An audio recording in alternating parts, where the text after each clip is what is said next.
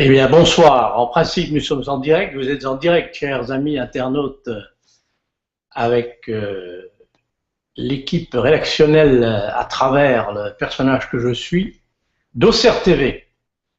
Première newsroom, donc après le premier test en milieu d'après-midi. Première newsroom. Alors, l'info du jour, c'est évidemment au plan national la constitution d'un gouvernement. On fera très court en disant que un seul bourguignon, plus un bourguignon, ça fait deux bourguignons.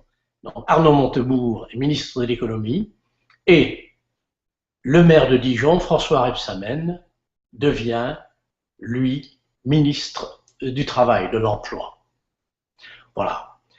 Sinon, l'info du jour, c'est la non-participation des écologistes au gouvernement, ce qui est quand même assez extraordinaire parce qu'il y a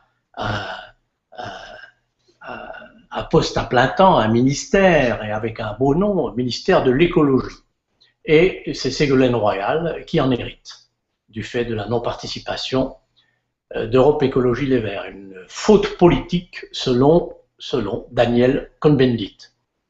Alors l'info du jour localement, eh bien, c'est une déclaration de Denis Roicourt à Auxerre TV lors de la bande-annonce, si j'ose dire, des rencontres auxerroises du développement durable qui auront lieu vendredi après-midi au Silex et samedi toute la journée au Silex, avec de nombreuses interventions d'anthropologues, ethnologues, spécialistes en tout genre, chercheurs, et qui cherchent à élargir l'imaginaire collectif dans les domaines des mobilités. L'homme moderne est un homme mobile. Il suffit d'ailleurs de sortir de sa poche son mobile pour s'en rendre compte. On peut se connecter avec le monde entier.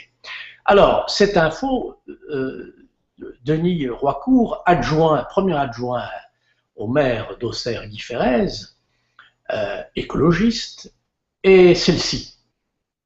Il dit, Denis Roicourt, qu'il serait d'accord, il est d'accord, les écologistes sont d'accord pour créer un parking souterrain en dessous de la place des Cordeliers, pour autant que ce projet soit partagé largement par les Auxerrois, et ensuite qu'effectivement, son pendant, ce serait une zone piéton élargie très largement, avec une grande esplanade place des Cordeliers, et tout ce qu'on peut imaginer.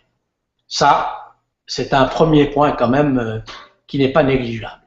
Ensuite, sur la non-participation des écologistes au gouvernement, Denis Roicourt laisse entendre clairement que bien qu'il est loin de Paris, attaché aux affaires locales, pour lui, l'équation, c'est le manque de financement. Il ne suffit pas d'avoir un beau ministère et un beau poste s'il n'y a pas les moyens derrière pour pouvoir mettre en œuvre la politique souhaitable. Voilà. Donc on a pu assister, c'était bon enfant, rue du Temple, cet après-midi, ce mercredi après-midi, à ce défilé tout à fait iconoclaste, hétéroclite, tout à fait étonnant, fait pour frapper les esprits, créer des accidents dans la tête pour que les gens soient amenés à se poser des questions et s'interroger. Vous verrez également sur cette vidéo qui sera mise en ligne en début de soirée, une interview très intéressante de Marc Guillemin, le champion handi-basket, qui dimanche sera intronisé officiellement à la mairie d'Auxerre comme adjoint ou délégué aux accessibilités. Donc c'est un handicapé physique qui va s'occuper de ces problèmes et donc ce n'est pas inintéressant parce que souvent ce sont les personnes valides qui pensent pour les handicapés.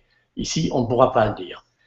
Et donc enfin, cette information forte, si l'on veut, c'est l'installation des gagnants, de l'équipe victorieuse et de l'équipe vaincue, puisque l'opposition sera représentée par 9 élus, conduits par Guillaume Larrivé, tandis que l'équipe gagnante comptera 31 élus.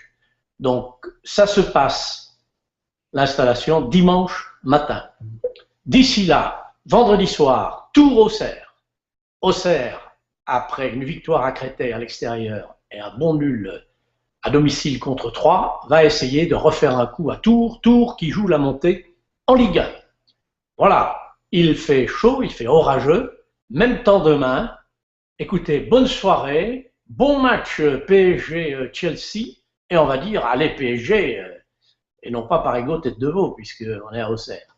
Donc on sera un peu chauvin pour Zlatan et toute la bande, et surtout Laurent Blanc, l'entraîneur, Laurent Blanc, qui a fait rêver Auxerre et qui permet à Auxerre de réaliser le doublé en 1996, champion de France et vainqueur de la Coupe.